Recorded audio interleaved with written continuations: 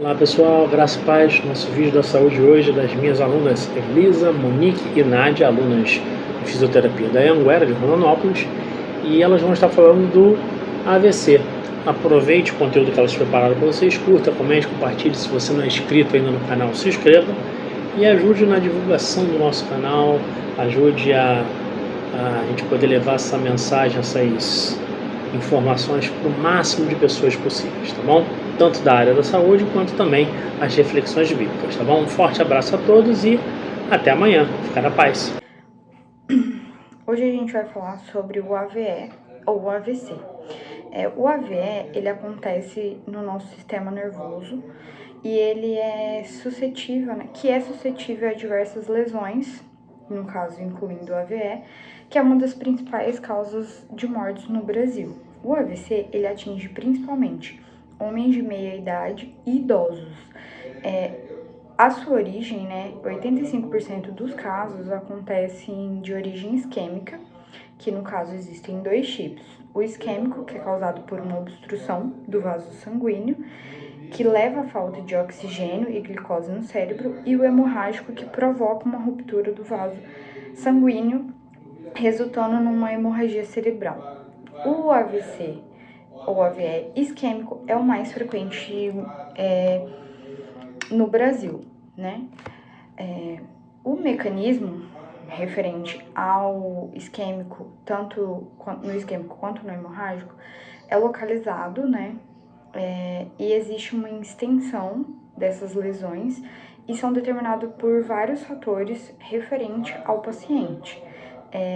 O isquêmico, ele tem um melhor prognóstico, Ele tem uma extensão um pouco menor, ao contrário do hemorrágico, que por conta da ruptura, ele acaba tendo a hemorragia e o prognóstico é um pouco ruim por conta que a lesão é maior e o local da lesão que determina as sequelas que o paciente vai apresentar. Referente a isso, na fisioterapia, a gente precisa ter algumas abordagens. Deve levar em conta como que vai ser a recuperação desse paciente, considerar o impacto, que vai ter esse AVE, como que vai ser a intervenção para não atingir outros órgãos ou sistemas, para que o paciente tenha um melhor tratamento. Antes da gente iniciar esse tratamento, a gente precisa realizar uma avaliação detalhada do paciente, identificar as suas limitações funcionais, o seu prognóstico. A gente precisa levar em consideração como que vai ser a recuperação desse paciente e a motivação dele, seja referente a apoio familiar, apoio financeiro, a cultura. Durante a nossa avaliação, a gente deve analisar todos os componentes, tanto o movimento para indicar qual é a falha que o paciente está tendo, como que esse AVC ou esse AVE está afetando o paciente na sua amplitude de movimento, na sua força, medir o comprimento dos membros, porque quando se tem um AVC a gente tem uma lesão, de um lado do corpo, então a gente precisa olhar essa reserva motora que o cliente possui para a gente trabalhar em cima disso. O quadro clínico de AVE, ele varia conforme o território vascular afetado. Os sinais de alerta é bastante divulgado, a gente precisa entender os sinais de alerta para que a gente consiga diagnosticar logo no começo. Então, os sinais de alerta são fraqueza muscular, dificuldade repentina de falar ou de compreender alguma coisa, perda de visão, especialmente quando é unilateral, perda súbita de equilíbrio ou da coordenação motora, rebaixamento, da consciência, a gente tem uma perca de consciência e a pessoa, quando ela tem um AVE ou AVC, ela tem uma cefaleia, ou seja, uma dor de cabeça muito intensa. O diagnóstico e o tratamento, existe a escala de Cincinnati, que é um instrumento que a gente usa, pré-hospitalar, para reconhecimento do AVE. A gente avalia a simetria, a fraqueza muscular, a dificuldade de fala do paciente. e orienta o acionamento, né, de urgência. O diagnóstico envolve a avaliação clínica toda, anamnese, exame físico, fatores de risco, exames de imagem, tomografia, angiografia, né, e entre outros exames. O tratamento do AVE isquêmico, ele pode ser clínico, né, ou cirúrgico, dependendo do grau dependendo do grau em que a pessoa tem, né. O atendimento imediato, ele precisa ser intravenoso de 4 a 5 horas após o início do tratamento, né? Os principais sintomas também a gente precisa olhar. A pessoa ela tem perca de visão, alteração na fala, entre outras limitações. O processo de recuperação neurológica, ele obedece uma sequência, né?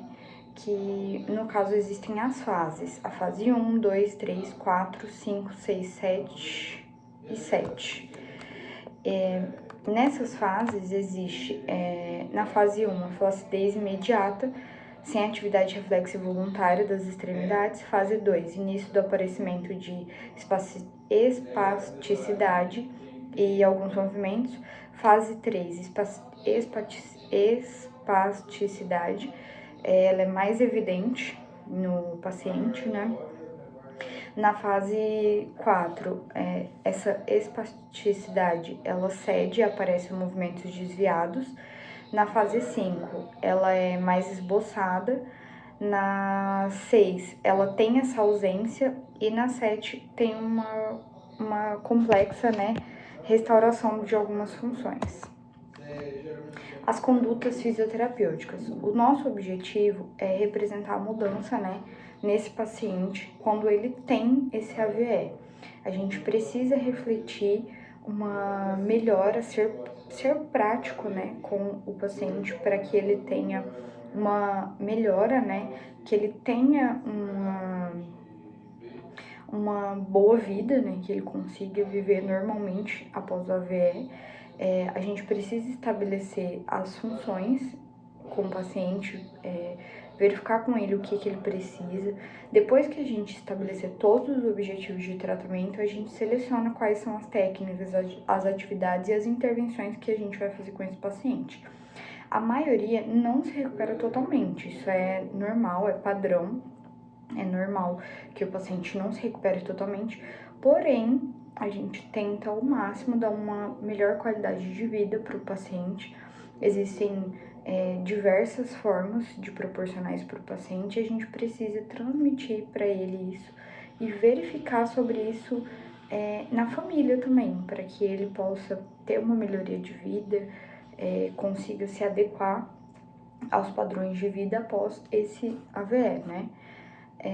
A gente tem que tratar toda a espasticidade do paciente também, para que não haja também um encurtamento dos membros. A gente precisa fazer toda a parte de força, toda a cinesioterapia com o cliente, mobilidade. A gente precisa que o paciente, no caso, não perca essa elasticidade, né, espasticidade. A gente precisa elaborar um tratamento para que o paciente se sinta o melhor possível, porque ele tinha uma rotina, agora ele não tem mais, então a gente precisa que isso seja colocado na vida do paciente de uma forma natural, para que ele entenda que mesmo não recuperando totalmente, ele consegue viver com aquilo, né? Além de todo esse tratamento, a gente tenta orientar a família para organizar a rotina do paciente da melhor forma, para que ele se sinta melhor no dia a dia, para que ele não tenha medo de viver dessa forma, porque agora, se ele não se recuperar totalmente, só parcialmente, vai ser uma coisa natural dali para frente. Então a gente orienta da melhor forma, faz os exames da melhor forma, faz o tratamento da melhor forma e pede ajuda da família para que isso seja o mais natural possível.